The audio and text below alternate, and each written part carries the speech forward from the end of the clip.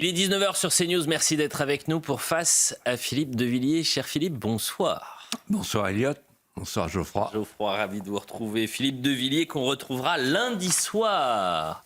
Lundi soir, tremblez Philippe de Villiers. Car de 21h à 22h sur CNews et sur Europe 1, La France en face, vous serez l'invité du deuxième numéro de La France en face et vous serez interrogé par Sonia Mabrouk et Laurence Ferrari. Tremblez Philippe de Villiers. Là c'est du sérieux, ça rigole pas. Je suis intimidé. Bah, j'imagine.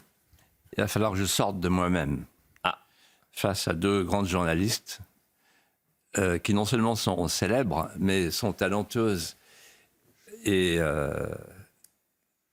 deux incarnations, comme on dit à CNews, remarquables. Ah bah, écoutez, ça va équilibrer les choses. Là, elles se réunissent pour faire... Bah, c'est-à-dire que vous avez Hiroshima et Nagasaki qui se réunissent, donc faites très attention. Ça peut se terminer en chair à pâté. Ah bah, ça peut être explosif. Philippe de Villiers, et ce sera à suivre, évidemment, sur les antennes, je le disais, de CNews et d'Europe 1, lundi, 21h, 22h, La France en face. Et puis vous êtes, le 15 décembre prochain, vous serez avec, cette fois-ci à Versailles. Oui. Pour les éveilleurs, une association absolument remarquable qui a été créée par Nicolas Sevilla, le célèbre Nicolas Sevilla, et qui donc fait une réunion dédicace au Palais des Congrès de Versailles, 20h30. Voilà. C'est la seule réunion que j'ai accepté de faire. Bah, vous plaisantez, la semaine dernière. En dehors du JDD. Oui, bah, merci. Oui, préciser, parce que vous savez, on doit vous écouter attentivement. Geoffroy Lejeune, il a failli oublier face à vous. Non, mais je pense que... En fait, la seule manière de faire sortir Philippe des plateaux de télévision, c'est si je lui demande ou si Camille Renard, qui est la nouvelle présidente des éveilleurs, lui demande. Eh ben, écoutez, sinon, ça impossible. tombe bien. En tous les cas, je constate que pour le 15, vous ne nous avez pas envoyé de carton d'invitation.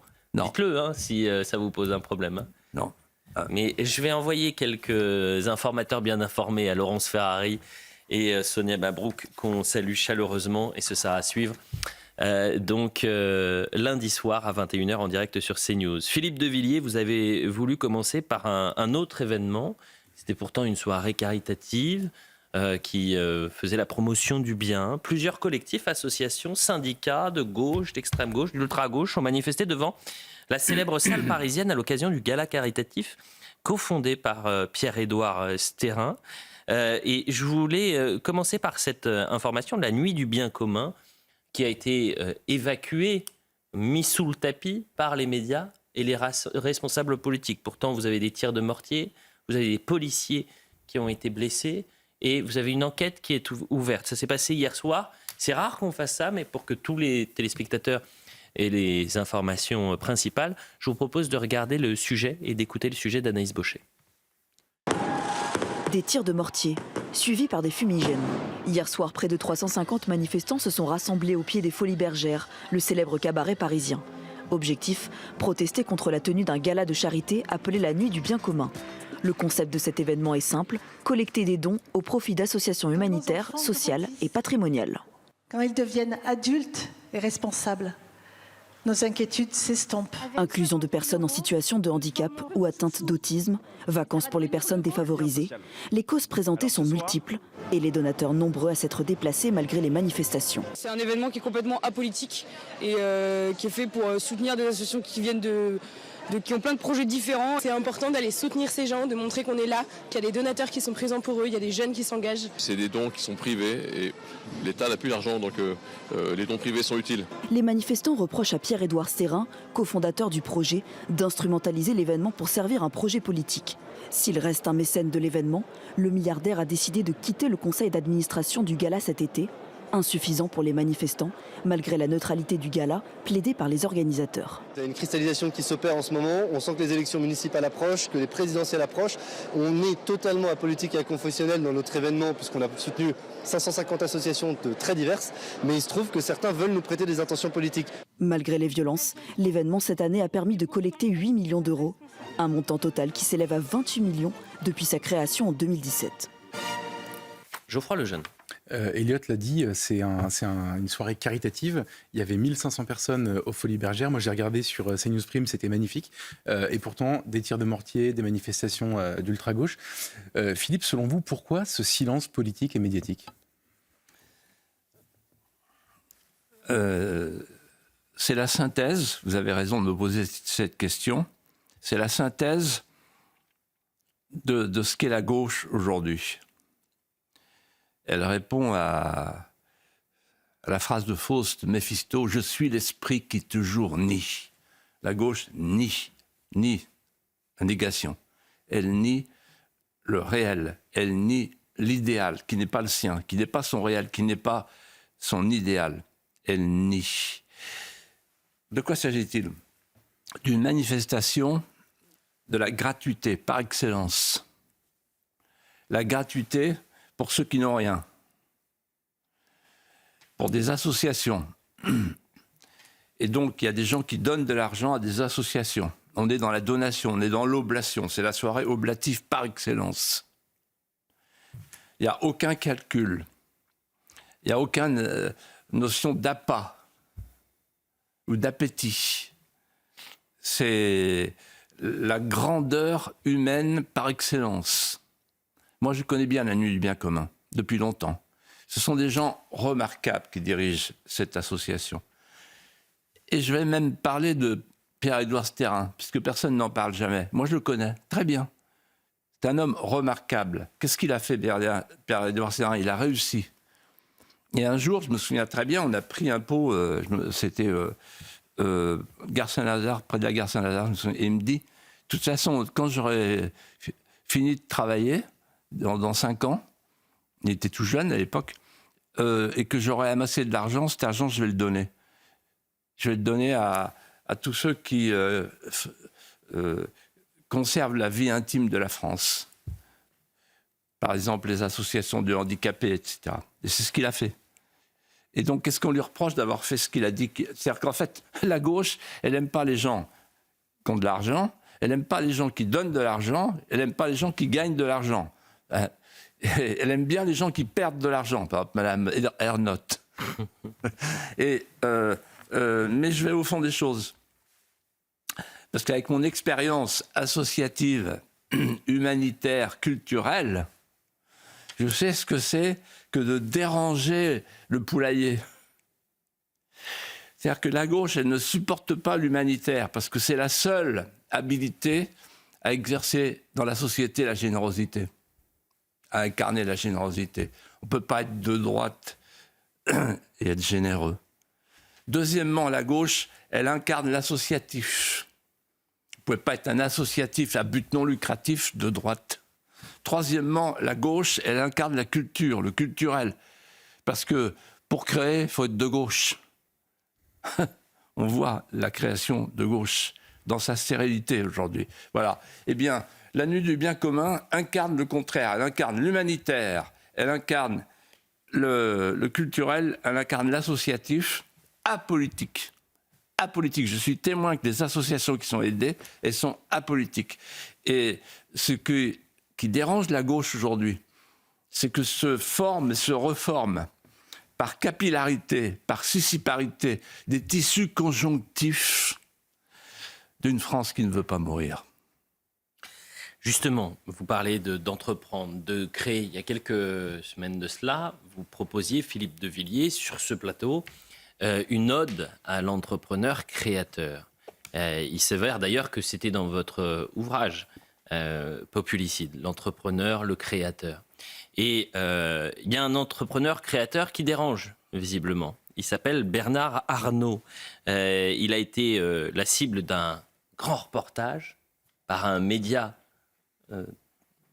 peut-être demain labellisé de confiance, France Télévisions et France 2, Cache Investigation, jeudi soir, 2h30. Alors certains expliquent que c'est un reportage à charge mené par des procureurs journalistes. Et vous avez puisé dans vos archives, vous êtes tombé sur cet article de Ouest France qui date de 98. La maroquinerie de luxe s'implante dans l'Ouest. Vendée, Vuitton veut créer 270 emplois avec cette photo de Bernard Arnault. Pourquoi souhaitez-vous revenir sur ce reportage de Cache Investigation et nous parler de Bernard Arnault ce soir? Oui, alors, Cache Investigation. Comme le nom l'indique, ce sont des policiers journalistes qui font de l'investigation. C'est totalement bidon. Et leur principe, comme le disait Paul Amar tout à l'heure de manière brillante, c'est le lynchage. Le lynchage de tout ce qui marche. Le lynchage de tout ce qui réussit. Donc on a eu le complément d'enquête sur le Puy du Fou, complément d'enquête sur CNews, complément et maintenant Cache Investigation sur Bernard Arnault. Voilà, il faut le détruire. Pourquoi? Parce qu'en fait, on détruit tout ce qui s'apparente à un modèle. On veut l'anti-héros, celui qui détruit. Je suis l'esprit qui toujours nie. Et Bernard Arnault, c'est qui? C'est quelqu'un qui est le premier contributeur de France sur le plan fiscal, qui a créé des milliers et des milliers d'emplois. Je crois qu'il y a 200 000 emplois aujourd'hui dans le groupe. Et il se trouve que je le connais bien. Et depuis longtemps. Je le connais depuis 40 ans. Moi, je l'ai connu. J'ai connu le Bernard Arnault, le jeune polytechnicien, qui n'avait rien. Et qui a pris des risques considérables. Il aurait pu tout perdre. À plusieurs reprises, à 10 reprises au moins. Et il a réussi. Pourquoi? Parce qu'il est plus intelligent que tout le monde. Il a une case en plus, c'est tout. C'est un homme qui a un sens de l'anticipation que seuls ont les grands capitaines d'industrie. Et je vais vous raconter une anecdote qui en dit long sur Bernard Arnault. Un jour, je dis à mes collaborateurs, au Conseil général de la Vendée, Jean-François Dejean, Bruno Retailleau, ce sont des noms connus maintenant. Je leur dis, on est en train de vivre les affres de la mondialisation prévue par Jimmy Goldsmith. C'est-à-dire la mondialisation va tout saccager. Tous les métiers traditionnels. Or, chez nous, dans la Vendée choltaise, les métiers traditionnels, c'était le textile, c'était la chaussure, c'était le cuir. Des tanneurs, de la Sèvre, etc. On était en train de tout perdre, donc j'étais en panique. J'appelle Bernard Arnault et je lui dis, voilà, on est en train de créer, avec un ami qui s'appelle Jérôme Barrier, le célèbre directeur général de Vendée Expansion, qui a eu l'idée de créer des vendéopoles à chaque sortie d'autoroute. Des parcs tertiaires pour faire venir un développement exogène qui vient se greffer sur le développement endogène. Et là, je me dis, et si Bernard Arnault venait au vendéopole des Essarts, à la sortie autoroutière des Essarts? Et je lui dis, voilà, on est dans la panade, tous les métiers du textile, de la chaussure, du cuir sont en train de mourir. Or là, on a des couturières de très haut niveau, on a vraiment le nec plus ultra de la couture, du cuir et de la chaussure. Il dit, OK, je viens. Il est venu, il a fait une reconnaissance, il dit, je viens. Je prends le pari, je viens. Et ça a commencé par 200... Maintenant, il y a 900 emplois. Et ça marche, le feu de Dieu. Voilà. En d'autres termes, Bernard Arnault, qu'est-ce qu'il a fait en France?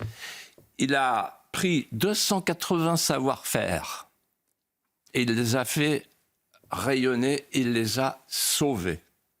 Voilà. Et donc, moi, je ne veux pas qu'on s'en prenne à des gens qui sont des créateurs de valeurs à travers la création de valeurs ajoutées. Les valeurs françaises, les valeurs de l'oblation, les valeurs de la charité. Bernard Arnault, il a quand même donné 200 millions d'euros pour Notre-Dame de Paris. Vous savez ce qu'il faudrait faire, en fait?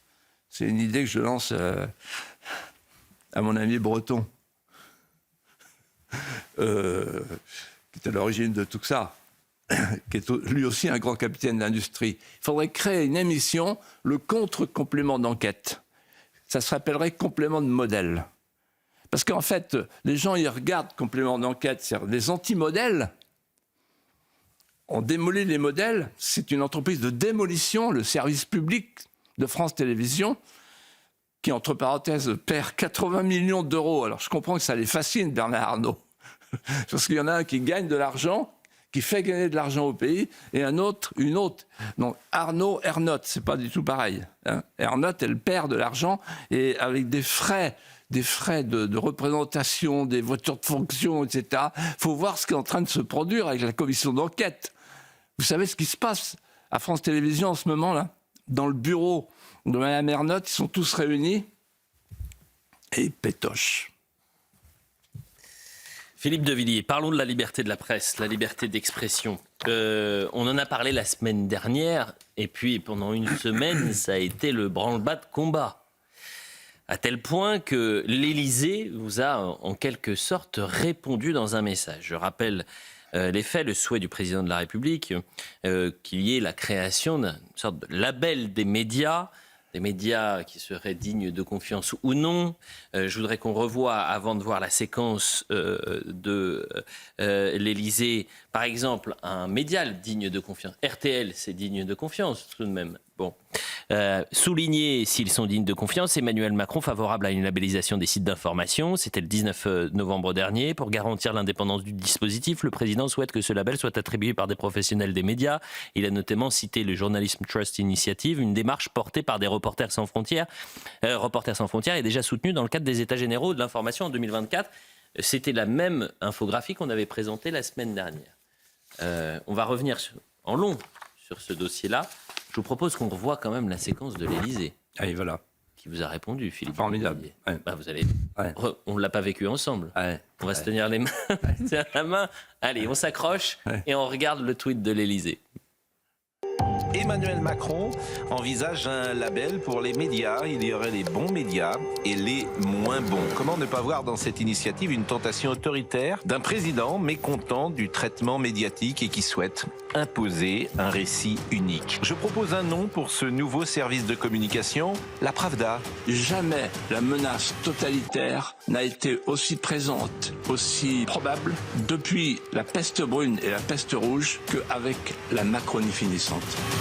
C'est pas l'État qui doit vérifier. Si c'est l'État qui doit vérifier, là ça devient une dictature. Mais il faut que les journalistes garantissent à leurs lecteurs qu'eux ont vérifié avec une déontologie, donc ils sont les garants entre eux. Je pense que c'est important qu'il y ait une labellisation faite par des professionnels qui puissent dire ça c'est des gens qui sont sérieux, ça c'est pas des gens qui informent.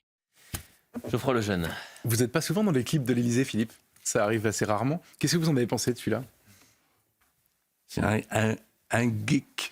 Vous savez ce que c'est qu'un geek? Non, je ne sais pas ce que c'est un geek. Oh, c'est un jeune homme qui s'amuse comme ça et qui joue webmaster. Vous savez ce que c'est un webmaster? Et donc, vous êtes 2.0 maintenant. Donc déjà, on a un président de la République qui est polyvalent.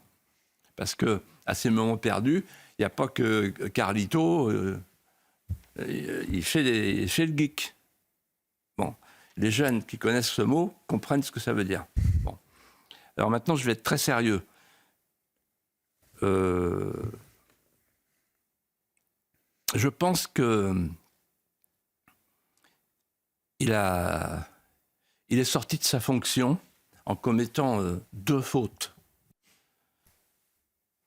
La première, c'est la jactance, le bavardage numérique, le manquement à la règle de l'éloquence contenue quand on est dans cette fonction. Ce que les anciens appelaient imperatoria brevitas, la brièveté impériale. Le chef est laconique, mystérieux. Et la deuxième faute, c'est la vindicte. On a l'impression de voir un Ludion qui se mue en tireur d'élite, sniper, dans une embrasure du faubourg Saint-Honoré, et avec son fusil à lunettes, il vise CNews et quelques incarnations, comme on dit, à CNews. C'est pas de son niveau. Et surtout, ça montre, en fait, non seulement qu'il ne supporte pas les critiques, ce qui est embêtant dans cette fonction, mais surtout la fébrilité. Parce que le doigt du geek est le même doigt qui peut appuyer sur le bouton nucléaire. Mais je vais plus loin. En regardant ce tweet, j'ai pensé à Chigaliov.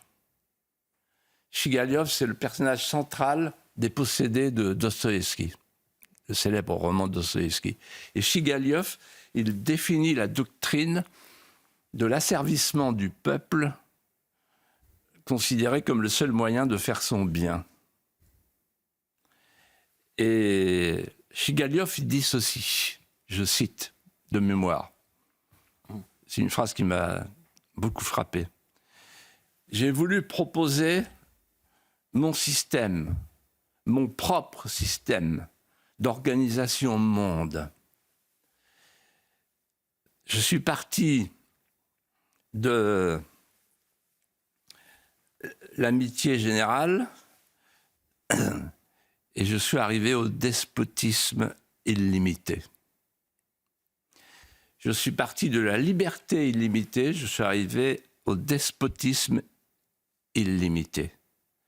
C'est-à-dire que, avec mon système d'organisation monde, 1/10 de l'humanité impose le despotisme autoritaire aux 9/10 restants. C'est la parabole du label, sur laquelle je souhaiterais d'ailleurs revenir, si vous en êtes d'accord. C'est la parabole du label, c'est Chigaliov. Et il y a même un journaliste et un romancier, je crois, qui ont parlé du chigaliovisme. Voilà. On a à nouveau Chigaliov qui conçoit un système qui est exactement celui du roman des Possédés de Dostoïevski. On parle de liberté illimitée et puis on pratique le despotisme illimité. Alors, je voudrais qu'on réécoute Emmanuel Macron, c'était le 19 novembre dernier, où il évoquait justement cette idée de labellisation. C'est un sujet que nous avons traité. Vous avez été l'un des premiers à en parler la semaine dernière d'ailleurs. Et nous avions déjà diffusé cette séquence, mais je vous propose de la réécouter. On doit distinguer les réseaux et les sites qui font de l'argent avec de la pub personnalisée et les réseaux, les sites d'information. C'est qu'on va tout faire pour que soit mis en place un label. C'est pas à l'État de dire, parce qu'il faut faire attention. C'est pas le gouvernement ou l'État qui peut dire ceci est une information, ceci n'en est pas. On n'a pas non plus envie de tomber là-dedans, parce que c'est pas ça une démocratie. Ça devient assez rapidement, sinon une autocratie. C'est pas moi qui dis tous les matins l'information de la Voix du Nord est bonne ou pas bonne. On reviendrait en arrière de 10 cases. Par contre, je pense que c'est important qu'il y ait une labellisation faite par des professionnels qui puissent dire ceci correspond à la déontologie de gens qui manipulent de l'information. C'est une matière dangereuse, en fait, l'information. Et donc, il y a des règles déontologiques. Reporters sans frontières a mis en place, avec plusieurs autres partenaires, une telle initiative, justement, sur démocratie et information, qui a proposé justement ce type de label. Les États généraux de l'information ont consolidé cela. Donc là, il y a un projet qui avance. La PQR, d'ailleurs, s'est beaucoup engagée sur ce projet. La presse quotidienne régionale, et la presse hebdomadaire régionale, pour dire on doit avoir un processus de labellisation fait par les professionnels. Geoffroy Lejeune. Alors Philippe, le projet d'Emmanuel Macron est assez clairement énoncé là. Pourquoi est-ce que vous avez parlé de ministère de la vérité ? C'est vrai qu'il y a 15 jours, on a parlé du ministère de la vérité. Alors en fait, j'ai reçu des lettres de téléspectateurs qui disent « Mais nous, on ne sait pas qu'est-ce que c'est votre ministère de la vérité ?» Alors, j'explique en 2 mots pourquoi on a utilisé ce mot-là. Alors, ministère de la vérité, c'est une institution majeure du régime totalitaire qui s'appelle Océania, tel qu'il est décrit dans le fameux roman de fiction, donc 1984, qui est paru d'ailleurs l'année de ma naissance, en 1949. Et le ministère de la vérité n'a pas pour vocation de dire la vérité, il a pour vocation de fabriquer la vérité. C'est-à-dire qu'il réécrit les journaux, il réécrit les statistiques, il réécrit les archives, parce que la question centrale pour le ministère de la vérité, c'est le contrôle du peuple. Et donc, quand vous contrôlez les mots et les chiffres, vous contrôlez ce que pense le peuple, c'est-à-dire la manière dont le peuple croit avoir vu, avoir su, avoir vécu. Et donc le ministère de la Vérité, c'est la maîtrise absolue du récit collectif, c'est la destruction de toute mémoire indépendante. Et en réalité, vous le comprenez, ce ministère de la Vérité, c'est en réalité le ministère du mensonge et de la propagande. D'ailleurs, dans le roman d'Orwell, le ministère de la Vérité affiche sur les façades 3 aphorismes. Vous les connaissez, mais beaucoup de gens ne les connaissent pas, je les répète. Le premier, c'est « La paix, c'est la guerre ». Suivez mon regard. Le deuxième, c'est « L'esclavage, c'est la liberté ». Et le troisième, c'est « L'ignorance, c'est la force ». Et voici que cette fiction littéraire qu'on croyait contenue dans la littérature sort de la littérature et d'un pas timide arrive jusqu'à nous depuis Arras, 19 novembre dernier. Et spécialement dans ce tweet qui en fait incarne les premiers pas du ministère de la Vérité. Pourquoi ? Parce que ce qu'on vient de voir, la déclaration de notre président, Dick, qu'est-ce que ça veut dire ? Ça veut dire qu'il veut installer un filtre. Alors il pense à Reporters sans frontières, bien connu de nos services. Les états généraux de l'information, etc. On connaît. Ils sont repérés par la patrouille. Et un filtre. Qu'est-ce que ça veut dire ? Un filtre pour filtrer la bonne information, la mauvaise information. Vous vous rendez compte où on en est en France aujourd'hui, en 2025. La bonne information, c'est celle qui peut aller jusqu'aux oreilles du public, parce qu'elle est conforme à l'idéologie dominante. Et la mauvaise information, c'est celle, évidemment, des mauvais médias du camp du mal. Et donc la bonne information, le bon filtre, c'est le camp du bien qui filtre les bonnes informations, celles qui sont livrables, et les mauvaises informations qui restent au fond. Vous savez, quand j'étais petit, j'avais un ami paysan qui disait l'histoire, c'est toute l'histoire. Faut pas faire pour l'histoire ce qu'on fait quand on trie la mojette. Parce que quand on triait la mojette, quand j'étais petit, on triait pour garder les petits cailloux de côté pour pas qu'on mange les petits cailloux. Bon. Et donc là, c'est pareil. Là, il y a les petits cailloux de CNews, les petits cailloux dans la chaussure. Et donc, on trie. Bon. Et alors, pour trier, évidemment, il y a des gens qui sont habilités à faire le tri. Ah. Et les gens qui sont habilités à faire le tri, ils ont un label. Et donc la labellisation consiste à donner à des médias une habilitation, on dirait une accréditation, pour pouvoir filtrer. Voilà. Et Orwell, en fait, je crois dans sa conclusion, je crois me souvenir, disait une chose, il y aura une ivresse croissante du pouvoir,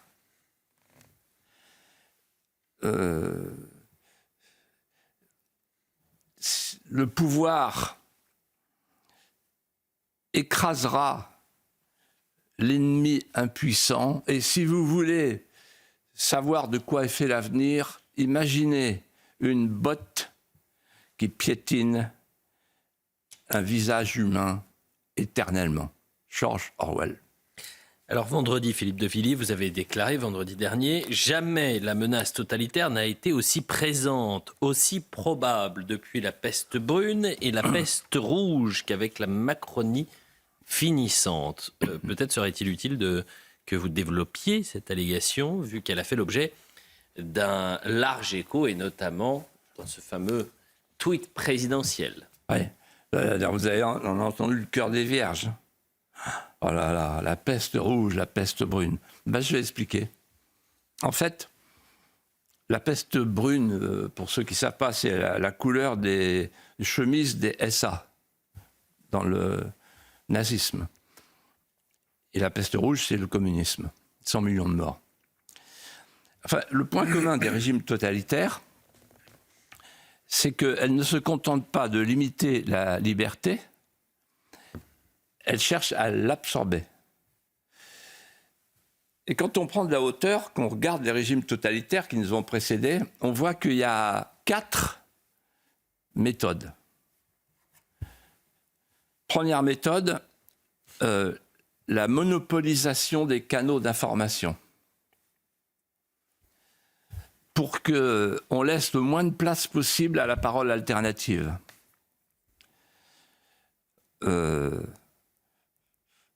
Par exemple, on crée un service public à 4 milliards d'euros qui laisse peu de place aux médias alternatifs. Par exemple, Europe 1 a 340 émetteurs, pendant que France Inter en a 600, France Culture 500, etc. C'est-à-dire qu'en fait, il y a une grande partie de la population française qui ne peut pas entendre Europe 1. Donc c'est facile de triompher quand vous avez 2 fois plus d'émetteurs. Mais surtout, ce que vous ne savez peut-être pas, mais je vais l'apprendre à beaucoup de Français, quand il y a une fréquence qui est libre et que Europe 1 se porte candidat, ben, c'est pas possible parce que c'est préempté, il y a un droit de préemption, c'est la loi, un droit de préemption pour le service public. Donc la monopolisation des canaux d'information, c'est la première caractéristique des régimes autoritaires ou totalitaires. La deuxième caractéristique, elle est plus subtile, consiste à confier à un ordre corporatif le soin de donner les agréments. Mais bien entendu, vous suivez le Mangar. Solzhenitsyn, quand il est venu chez moi, je me souviens très bien, un matin, devant son thé, là, et il me raconte, je lui dis, mais qui, en fait, qui vous a dénoncé? Il me dit, l'Union des écrivains. Ah bon? C'est-à-dire qu'en fait, chez les soviétiques, c'était l'Union des écrivains qui faisait le boulot. Et là, je me souviens qu'il avait eu un mot magnifique. Il dit, c'est l'univers du mensonge, Philippe. Je dis, ah bon, et alors? Il dit, voilà, nous savons qu'ils nous mentent. Ils savent que nous savons qu'ils nous mentent. Nous savons qu'ils savent que nous savons qu'ils nous mentent, mais ils persistent à mentir. Juvénal, l'historien romain, disait « Qui gardera les gardiens ?» Les gardiens de la Révolution, les gardiens du Temple. Donc, l'ordre corporatif, c'est vieux comme le monde. Troisième méthode, c'est la judiciarisation, avec ce qu'on appelle des infractions élastiques, qui sont faites pour intimider. Par exemple, vous avez vu la condamnation d'Éric Zemmour par la Cour de cassation, ça va en intimider beaucoup, avant de parler des mineurs isolés. Vous voyez. Et d'ailleurs, Hannah Arendt disait, on fait de vous soit un déviant, soit un démon, soit un délinquant, les 3D. C'est selon. Et enfin et surtout, et vous allez retrouver une de nos conversations récentes, c'est l'autosurveillance.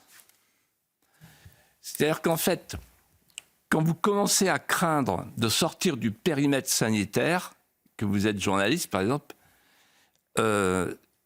c'est le sas prémonitoire, le sas préparatoire à l'avachissement des consciences et à l'éclipse de la liberté. Et en cet instant, je songe à une phrase de Bernanos qui dit « La menace pour la liberté, c'est pas de la perdre. Parce que quand on la perd, on peut la reconquérir. La vraie menace pour la liberté, c'est qu'on désapprenne de l'aimer et qu'on ne sait même plus ce qu'elle est. »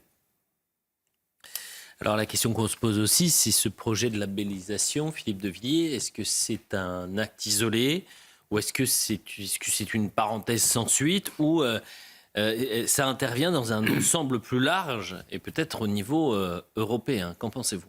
Alors, cette question elle est importante parce que beaucoup de gens ont dit, y compris sur CNews, avec candeur, « Ah oui, mais ça passera jamais. Mais c'est en train de passer. Pourquoi? Alors, on revient au 19 novembre à Arras. Et je développe ce point capital, qui va être un point très neuf pour beaucoup de gens qui nous écoutent. Il y a de quoi être atterré. Le 19 novembre à Arras, il dit attention, la menace majeure de notre temps pour la liberté d'expression, c'est la désinformation. Et donc, il faut un SAS, il faut un agrément, etc. Bon. Une autorité, une sorte de super ARCOM. L'ARCOM ayant donné satisfaction, on va faire un super ARCOM. Voilà. Mais en réalité, ce projet s'inscrit dans un dispositif européen liberticide que je vais qualifier. En fait, c'est un nœud coulant numérique à 4 boucles autour de nos libertés fondamentales. 4 boucles. La première boucle, c'est la DSA, la directive pour les services numériques, Digital Service Act. Qu'est-ce que ça veut dire? Ça veut dire qu'avec cette décision, le DSA, on pourra pousser des contenus labellisés et on pourra écarter des contenus qui ne sont pas labellisés, les reléguer. Et les gouvernements pourront, au nom de la lutte contre la haine, de la désinformation, demander aux plateformes, exiger des plateformes qu'elles éliminent, je cite, les paroles non conformes, les messages non conformes. Non conformes. Donc en fait, toute forme de dissidence sera traquée. Ça, c'est la première boucle. Digital Service Act. Ça y est, ça roule. Les députés votent, hein, tous, les députés européens. C'est incroyable parce que quand vous êtes député européen, il y a une sorte de dénutrition de l'être intérieur. Vous devenez européiste sans le vouloir. Et vous votez tout au nom de la protection de l'enfance, etc. Les gens, il n'y a plus de cerveau, quoi. Bon, on devient l'ombre portée de l'impératrice de la norme, Madame von der Leyen. Alors, deuxièmement, parlons-en. Deuxième boucle, c'est le portefeuille d'identité numérique. Vous ne serez plus un citoyen, vous serez un QR code en liberté conditionnelle. C'est-à-dire que le portefeuille d'identité numérique est la clé de voûte d'un pilotage généralisé des corps et des comportements. Pourquoi? Parce que vous serez fiché, parce que vous serez noté, parce que vous serez géolocalisé, que vous serez un profil algorithmique, que vous serez un flux de données. Vous n'aurez plus de vie privée, vous aurez une carte de crédit social et vous répondrez à des choix prévalidés. Troisième boucle, chat control. Chat control, c'est la fin des correspondances privées. Toute correspondance privée sera scannée, analysée, contrôlée, sans aucun mandat judiciaire et sans qu'il y ait la moindre suspicion. Donc en fait, c'est la surveillance de masse généralisée. Et enfin, il y a la labellisation qui est prévue partout en Europe. La labellisation avec le référencement sur Google des médias ou des contenus labellisés. En réalité, et je ne parle pas de l'euro numérique, l'euro numérique, c'est la fin de l'argent liquide. Et l'euro numérique, ça veut dire qu'en fait, vous êtes suivi à la trace. Un achat, c'est un acte de confiance et n'importe quelle transaction peut vous dénoncer. Parce qu'avec l'euro numérique, la Banque centrale sait tout sur vous. Par exemple, vous avez acheté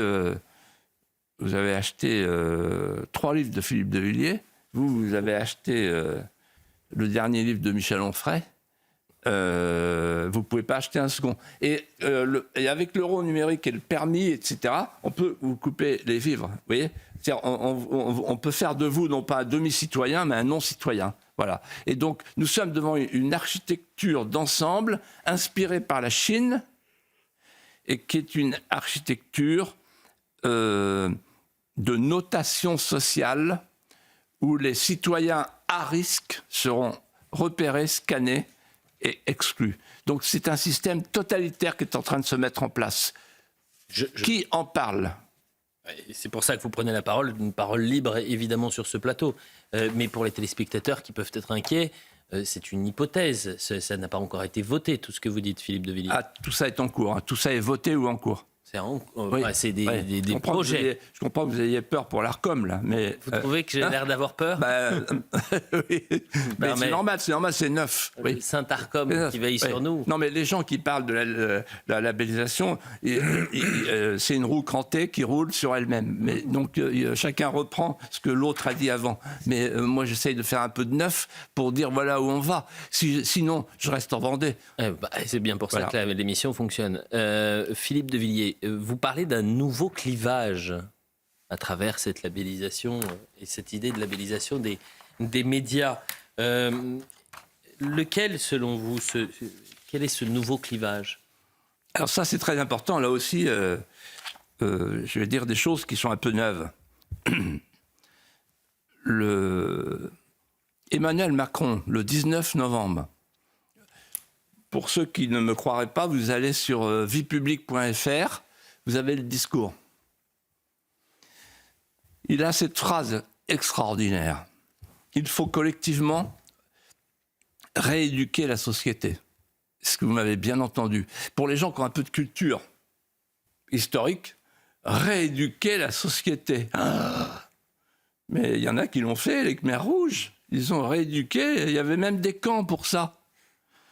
Et son ami Xi Jinping, là, le chinois, il sait ce que c'est que la rééducation. Son ancêtre spirituel, Mao, l'a fait. Tous les régimes totalitaires, ils font de la rééducation de la société, comme si c'était à la société d'éduquer. Non, c'est la famille qui éduque. La société, elle instruit. C'est tout ce qu'elle peut faire à travers l'État, éventuellement. Rééduquer la société. Là, quand j'ai lu ça, je suis tombé de l'armoire. Je me suis dit, là, où il est, là. Et en fait, je me suis dit, au fond, il y a une sorte de grande convergence entre la Chine et l'Occident, à l'abri du capitalisme de surveillance de Davos. Et cette grande convergence met en place un système qui, sous nos yeux incrédules, est en train de verrouiller nos libertés. En effet, nous sommes devant une offensive post-civilisationnelle, avec la doctrine Harari, la classe inutile, le populicide anthropologique, dont j'ai parlé dans mon livre, Populicide, et les cyborgs, c'est-à-dire qu'en fait, l'ancien clivage du monde ancien est en train de mourir.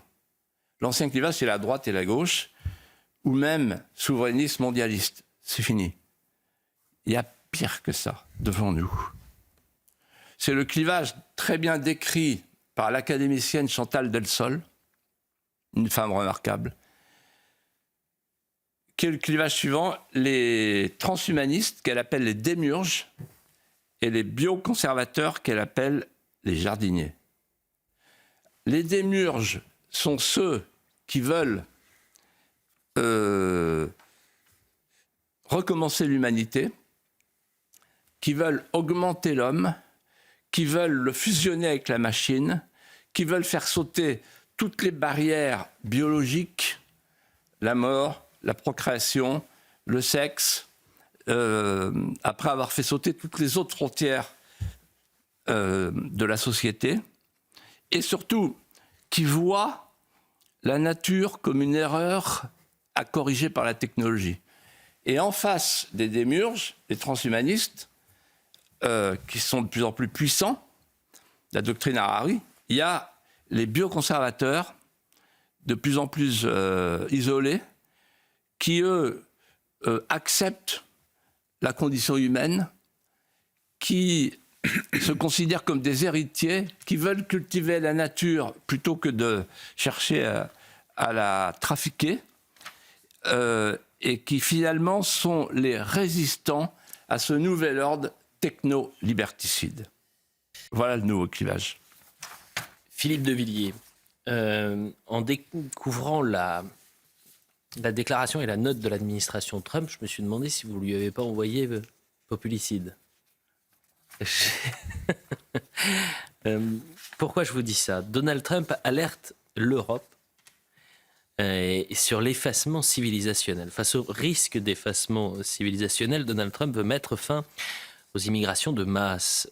C'est la nouvelle version d'un document élaboré périodiquement par la Maison-Blanche qui recense les enjeux de sécurité intérieure pour le pays, pour les États-Unis, et la façon dont l'administration compte y répondre. Vous voyez cet article de William Molinier et du Figaro. Et à travers ce document, il y a toute une question sur que peut-il se passer à l'avenir, et notamment sur la question européenne.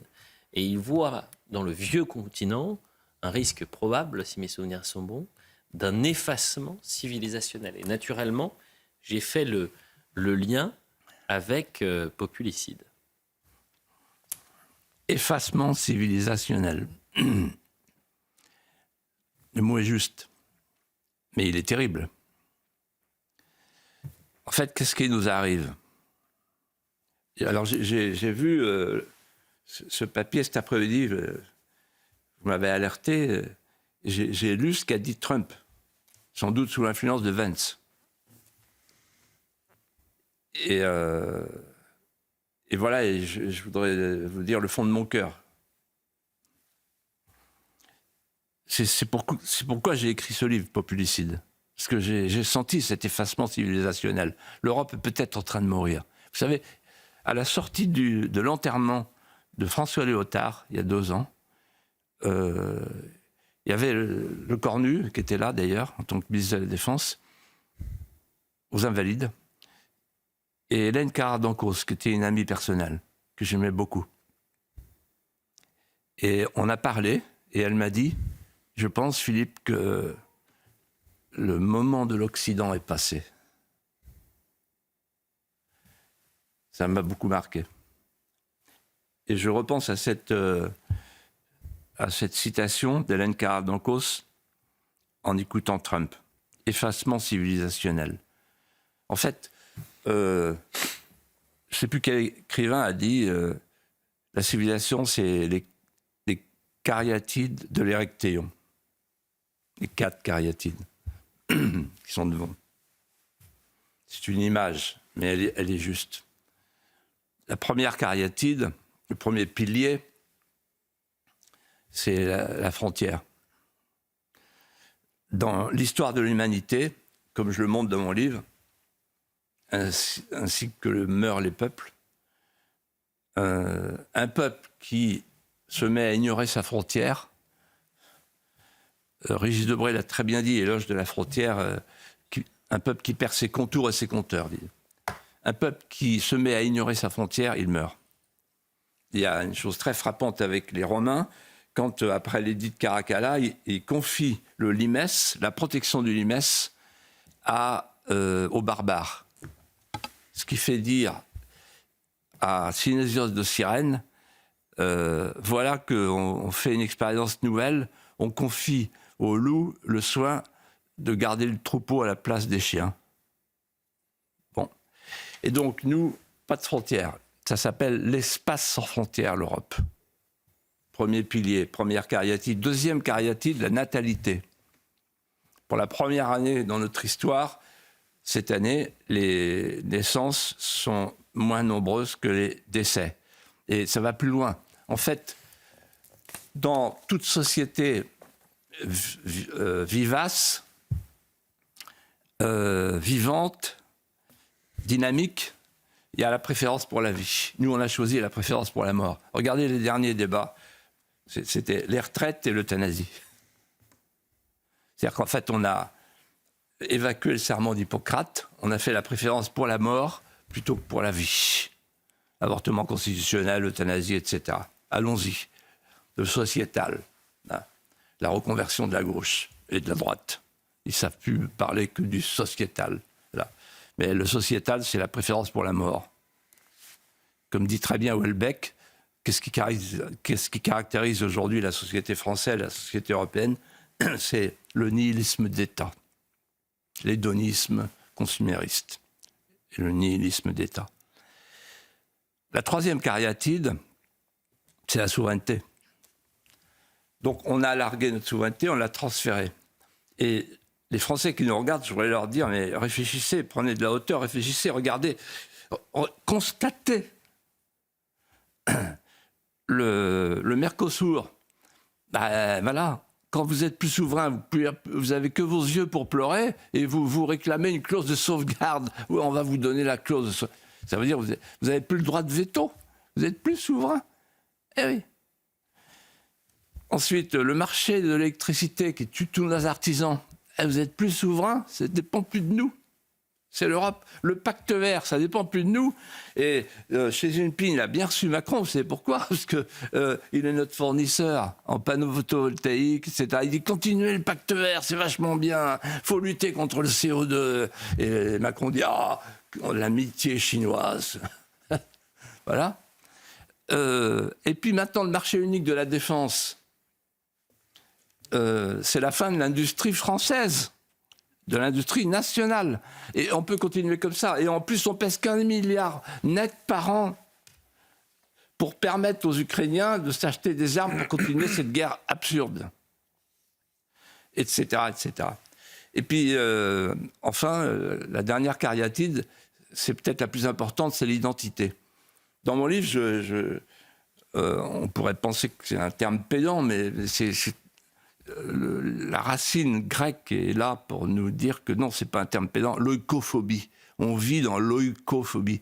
Oikos, le domicile, la maison. Or, aujourd'hui, les Français ne savent plus où ils habitent. C'est-à-dire qu'on a perdu le récit fondateur. Toutes les sociétés obéissent à la même loi. Dès qu'elles ont perdu le goût, le sens de leur raison d'être, elles se démolissent de leurs propres mains. Voilà. Et donc, l'effacement civilisationnel, je le crains. Cette Europe-là, elle est en train de crever et de nous faire crever. Et donc, il faut faire autre chose, tout de suite. Il faut faire la grande Europe des nations, une Europe de la coopération et qui retrouve la préférence étrangère. C'est drôle, cet après-midi, je regardais CNews avant de venir et j'ai vu que Macron a parlé de la préférence communautaire, la préférence européenne pour, je ne sais plus quoi, l'industrie, etc. Mais la préférence européenne, elle existait jusqu'en 1992. C'était même le fondement de l'Europe. C'est ce qui a fait que De Gaulle a dit « Ok, je reste dans le marché commun à condition qu'on garde le tarif extérieur commun ». Il y avait une préférence européenne. Et à de nombreuses reprises, Marcel Dassault et Serge Dassault ont réclamé le respect de la préférence européenne. Ça veut dire quoi, la préférence européenne? Ça veut dire, si tu veux des hélicoptères, toi, Polonais, t'achètes mes hélicoptères à moi ou ceux du voisin, mais en Europe. Vous arrêtez d'acheter les F-16 et les F-35 américains. C'est ça la préférence européenne. La préférence européenne, c'est qu'au lieu d'aller chercher les poulets ukrainiens qui ne sont pas dans l'Europe, vous allez manger le poulet français, d'abord. Et une fois qu'on aura épuisé le miel français, peut-être qu'on ira chercher le miel australien. Voilà. Et donc, l'Europe, en fait, c'était cette promesse-là. Cette promesse, elle a été trahie. Maintenant, c'est un marché de masse avec une communauté qui n'a jamais eu de ressort de puissance et qui avait un fédérateur extérieur qui est en train de nous lâcher, qui s'appelle l'Amérique. Donc réveillez-vous. Il faut sortir de cette Europe-là pour faire autre chose, sinon on va crever. On va tous crever. Philippe, il nous reste 4 minutes 30 très précisément. On aurait pu parler de l'agriculture, mais vous l'avez abordé. On aurait pu parler justement de l'Europe de la défense, mais vous l'avez également abordé à travers l'effacement civilisationnel. Le 4 décembre, vous vouliez revenir sur le 4 décembre et la mort de Richelieu. Pourquoi ? Parce que c'est l'anniversaire, le 4 décembre, de la mort de Richelieu. Et en quelques minutes, vraiment très rapidement, Philippe de Villiers, je sais que vous arrivez à jouer avec la synthèse. Vous êtes un homme de synthèse. Le cardinal Richelieu, en quoi était-il un modèle d'homme d'État ? Et d'ailleurs, on pose la question, c'est le penseur de la raison d'État. Qu'est-ce que la raison d'État ? En 3 minutes 40. Alors, c'est simple. Il a laissé un testament qui s'appelle le testament politique. Et dans le testament politique, il y a des perles. Par exemple, l'homme d'État, je réponds à votre question, l'homme d'État est comme le lion, il dort les yeux ouverts. Ça veut dire que la première préoccupation du lion, c'est la sécurité. Et donc, la mission de l'homme politique, elle est sacrificielle. Deuxièmement, la raison d'État, pour reprendre votre expression, la raison d'État, ça veut dire qu'il dit tant de gens se sauveraient comme personnes privées qui se damnent comme personnes publiques. Pourquoi ? Parce que la raison d'État, c'est une morale d'essence supérieure. Ce n'est pas l'addition des intérêts privés, c'est le service de l'intérêt supérieur, de l'intérêt général. Troisième, si je n'ai pas épuisé mes 3 minutes, troisième expression, le visionnaire. C'est quoi le visionnaire ? Pour Richelieu, il faut gagner la rive comme les rameurs en lui tournant le dos. Ça veut dire on ne s'occupe pas des mascarés du courant, on ne s'occupe pas de la tactique, on s'occupe de la stratégie. Et ensuite, il parle de la toge et de l'hermine.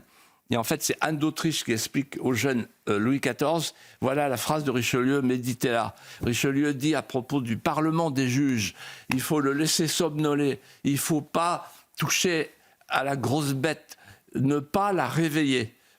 Il avait vu juste sur les juges. Pourquoi ? Parce que selon Richelieu, les juges, il faut s'en méfier parce qu'ils peuvent prendre le pouvoir. Et enfin, la perle, dans les 3 minutes, le peuple français. Il dit, les Français sont si légers qu'ils inclinent à l'esprit de Linotte qui les plonge dans une impasse. Mais les Français sont si légers que par leur légèreté même, ils se retirent de l'impasse dans laquelle l'esprit de Linotte les avait plongés. Mission accomplie pour Philippe de Villiers.